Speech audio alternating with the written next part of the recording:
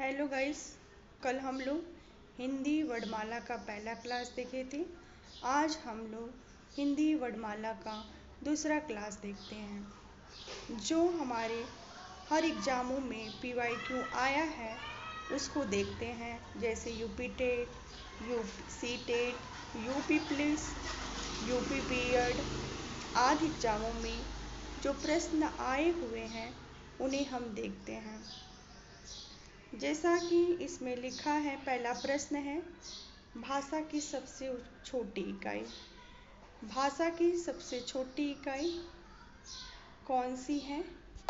तो आपका उत्तर सही होगा वर्ड। जैसा कि आप सब जानते हैं कि भाषा संस्कृत के भाष शब्द से बना है। भाषा का अर्थ है बोलना। भाषा की सार्थक इकाई वाक्य है, जैसा कि कल के क्लास में आप लोग देखे हुए थे। और भाषा की सार्थक इकाई वाक्य, वाक्य से छोटी इकाई उपवाक्य। उपवाक्य की छोटी इकाई पदबंध।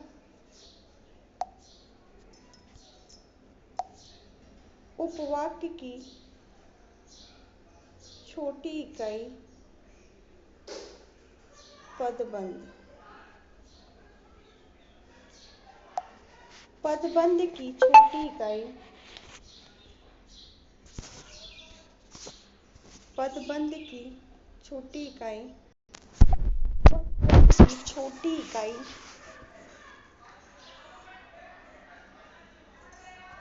पदबंध की पदबंध की छोटी इकाई पद होता है। पद होते हैं। पदबंध की छोटी इकाई, पद की छोटी इकाई, पद की छोटी इकाई अक्षर, अक्षर होता है। अक्षर की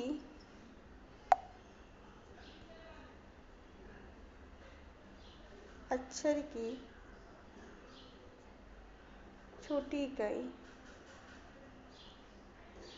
ध्वनि या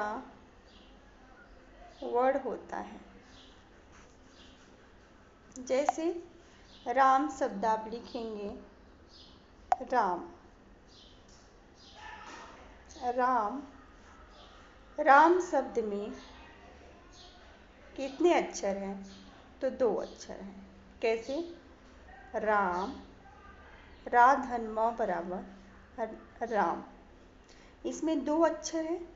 आपसे पूछ ले कि राम में कितने वर्ड हैं? राम में कितने वर्ड हैं? तो राम में 4 वर्ड हैं। जैसे रा, आ, मा, आ, तो ये 4 वर्ड हैं। राम में 4 वर्ड हैं। और आपसे पूछे राम में कितने अक्षर हैं? तो राम में 2 अक्षर हैं। तो पहला प्रश्न था भाषा की सबसे छोटी इकाई। भाषा की सबसे छोटी इकाई वर्ड है। दूसरा प्रश्न है वर्णमाला किसे कहते हैं? शब्दों के समूह को, वर्डों के संकलन को, शब्द गणना को, वर्ड को व्यवस्थित समूह को।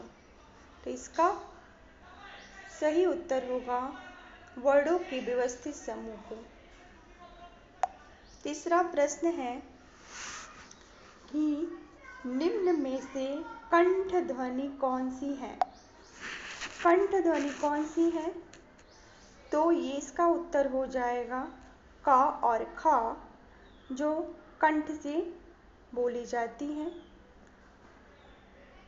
वही जो ऑप्शन बी है ये य और र, या जो है ये तालु से बोली जाती है, तालु से। च जो है वो तालव्य वर्ण है, ज भी तालव्य वर्ण है। ट जो है वो मूर्धन्य वर्ण है। चौथा प्रश्न ये है कि स्थान के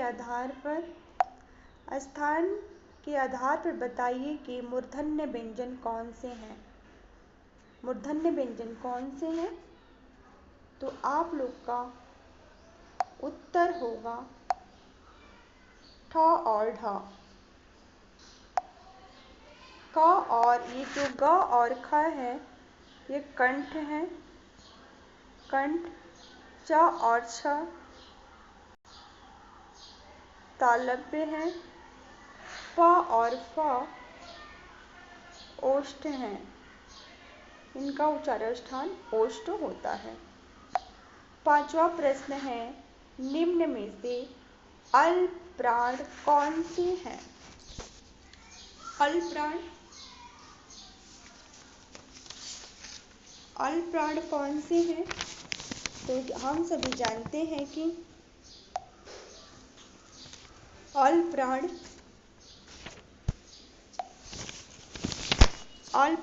ध्वनि वे होती हैं जो प्रत्येक वर्ग के पहला,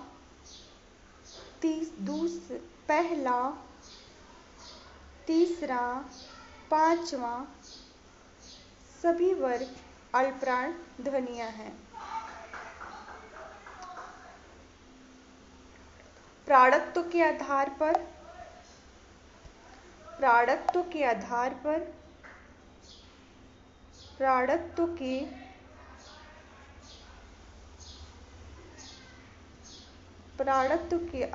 पर दो प्रकार के होते हैं। एक होता है अल्प प्राण और दूसरा महाप्राण। महाप्राण होते हैं अल्प प्राण में वो आते हैं कि जिनके उच्चारण में अल्प प्राण, जिन व्यंजनों के उच्चारण में मुख से हवा निकले, हर वर्ग का पहला, तीसरा, पांचवा व्यंजन अल्प प्राण कहलाता है। और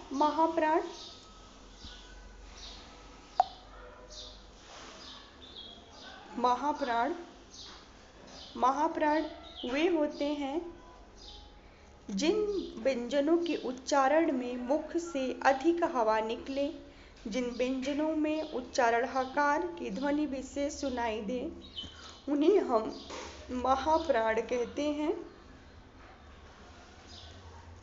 हर वर्ग का, प्रत्येक वर्ग का या हर वर्ग का दूसरा और चौथा वर्ण महाप्राण कहलाता है। तो आपसे पांचवा प्रश्न का आपको सही उत्तर बताना है कि निम्न में से अल्प प्राण कौन सा है। तो आपका उत्तर सही होगा क और ख, क और ग। छठवां प्रश्न ये है कि निम्न में से नासिक के व्यंजन कौन सा है। नासिक के व्यंजन यह हैं। सातवां प्राण है ए और ए वर्ण क्या कहलाते हैं। ए और ए वर्ण क्या कहलाते हैं? तो कंठ तालव्य कहलाते हैं। 8वां प्रश्न है, हिंदी में वर्णमाला में अयोगवाह वर्ण कौन कौन से हैं? हिंदी वर्णमाला में अयोगवाहों की संख्या 2 है। अयोगवाह 2 हैं। इसमें इसका उत्तर सही होगा 8 नंबर का,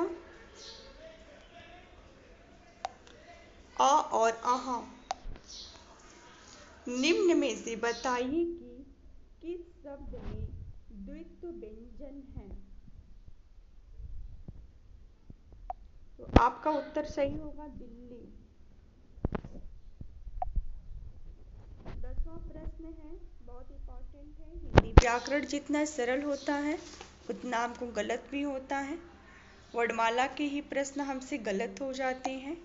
सा, सा, साहा कौन से व्यंजन कहलाते हैं? तो आपका उत्तर सही होगा संघर्षी व्यंजन। 11 नंबर प्रश्न बहुत इंपॉर्टेंट है। निम्नांकित में से बताइए कि नवीन विकसित ध्वनियाँ कौन सी हैं? तो आपका उत्तर सही होगा ख और ग, क्योंकि ख के नीचे नुक्ता लगा है, ग के नीचे नुक्ता लगा है। जो ये बिंदी लगा है उन्हें नवीन विकसित ध्वनियाँ कहलाती हैं। 12वां नंबर प्रश्न है, निम्न में से कौन सा घोष वर्ण है? तो इसका उत्तर सही होगा माँ। माँ घोष वर्ण है।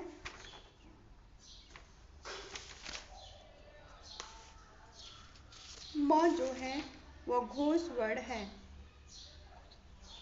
घोषत्व के आधार पर घोषत्व के आधार पर घोषत्व के आधार पर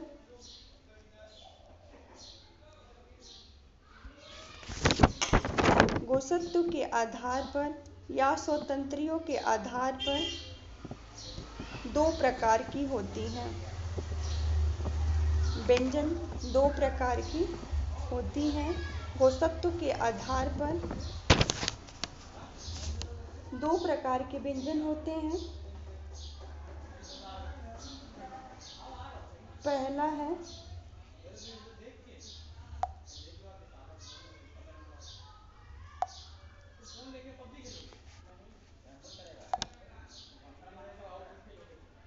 घोष और पहला घोष, दूसरा अघोष। अघोष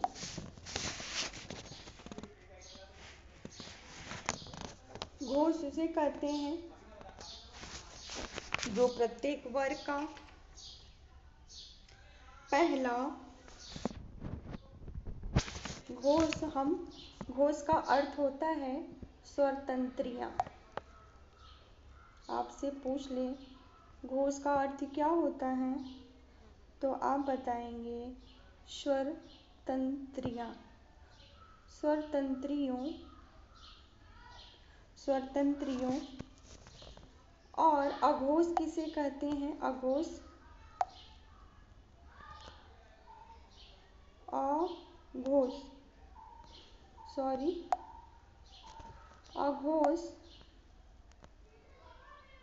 अघोष किसे कहते हैं? तो जिन ध्वनियों के उच्चारण में स्वरतंत्रियों में कंपन न हो उन्हें हम अघोष कहते हैं। जैसे प्रत्येक वर्ग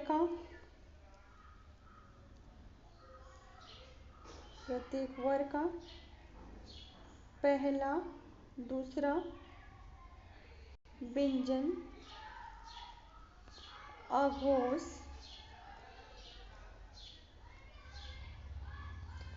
तथा हर वर्ग का तीसरा, चौथा, पांचवा व्यंजन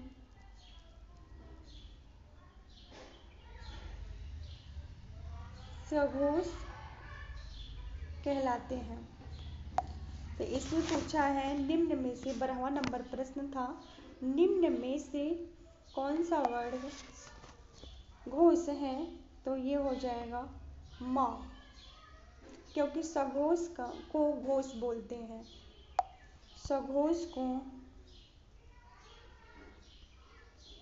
सघोष या घोष एक ही है। 13वां नंबर प्रश्न है, कौन सा मानक वर्ण है? तो इसमें हो जाएगा फ को मानक वर्ण कहते हैं। 14 नंबर प्रश्न है,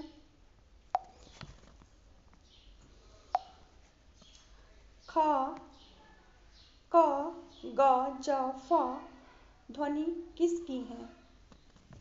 तो ऑप्शन है संस्कृत, अरबी फारसी की, अंग्रेजी की, दक्षिणी भाषा की।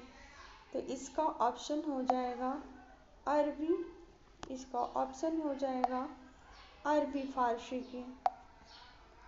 15वां नंबर प्रश्न है, हिंदी में मूलतः वर्णों की संख्या कितनी है? तो इसका आंसर हो जाएगा 52।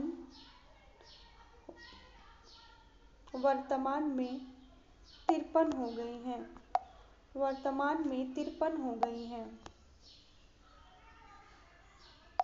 16 नंबर प्रश्न है, छ ध्वनि किसके अंतर्गत आती है? तो छ ध्वनि संयुक्त वर्ण है। हिंदी वर्णमाला में संयुक्त व्यंजनों की संख्या, संयुक्त ध्वनियों की संख्या 4 है। छ, त्र, ज्ञ, स। छात्र ज्ञ,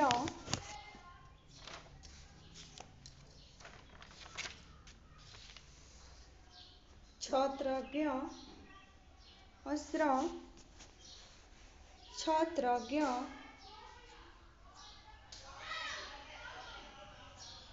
स्र है। छात्रज्ञ स्र संयुक्त है। तो इसमें पूछा है 16 नंबर प्रश्न में कि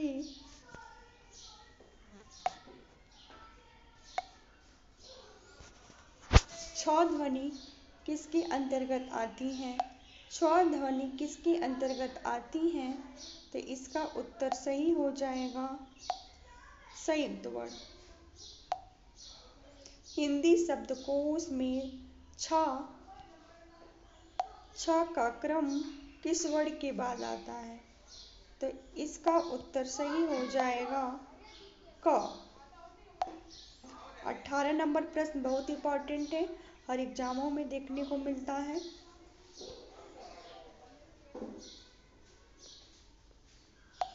ज्ञ वर्ण किस वर्ण के संयोग से बना है? तो ज और इ। 19 नंबर प्रश्न है, सघोष वर्ण कौन सा है? सघोष वर्ण कौन सा है? तो सघोष वर्ण है अ। घ का उच्चारण क वर्ग के जितने भी वर्ण हैं वो कंठ से बोले जाते हैं।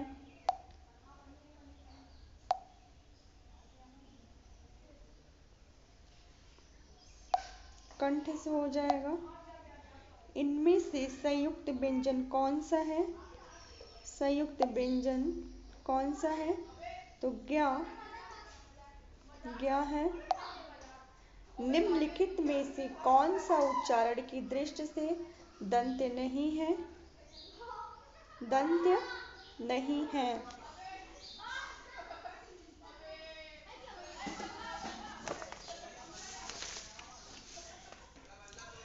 कौन सा उच्चारण स्थान दंत्य नहीं है? तो इसका हो जाएगा ट। जो ट होता है वो मूर्धन्य से बोला जाता है। त जो होता है दंत, न जो होता है ओष्ठ, द जो होता है दंत, ट जो होता है मूर्धन्य। जिन शब्दों के अंत में आ आता है उन्हें क्या कहते हैं? तो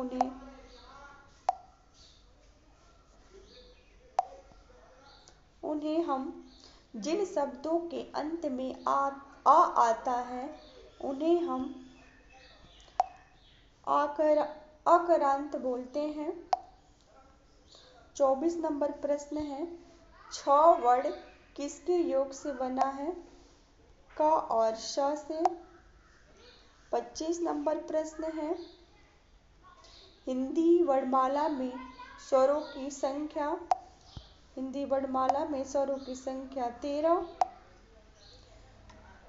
निम्नलिखित में से कौन से स्वर नहीं है? तो यह व्यंजन है, बाकी आ, उ, ए स्वर हैं। 27 नंबर प्रश्न है, निम्नलिखित में से कौन ट वर्ग नहीं है? तो ठ, ठ, ड़ ये ट वर्ग के हैं। इस 27 का उत्तर सही होगा घ, ये कंठ से बोला जाता है। 28 नंबर प्रश्न है, हिंदी वर्णमाला में व्यंजनों की संख्या 33 है।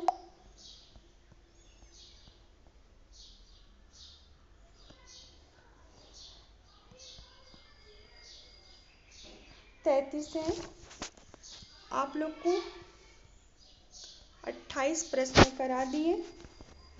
और हिंदी में पक्ष स्वरों की संख्या, हिंदी में पक्ष स्वर कौन से आते हैं? तो वो है आ। आप जब आ का उच्चारण करेंगे तो ये पक्ष स्वरों के अंतर्गत आएंगे। आपसे पूछ ले कि अनुनासिक व्यंजन का संबंध किससे है? अनुनासिक व्यंजन का संबंध किससे है? अनुनासिक व्यंजन का संबंध किससे है? तो जो नाक और मुंह से दोनों से उच्चारण होते हैं उन्हें हम अनुनासिक व्यंजन कहते हैं। अब आता है कि कंठ से लेकर मुख विवर्त में उच्चारित व्यंजन का सही अनुक्रम लगाइए। तो आप लगाएंगे कंठ, कंठ्य, तालव्य, कंठ तालव्य, वर्ष, दंत्य, ओष्ठ। ऐसे भी प्रश्न बनते हैं क्रम लगाने के लिए। और एक प्रश्न बनता है ला। ला पूछ लेगा कि ला कैसा है? तो प्रश्न के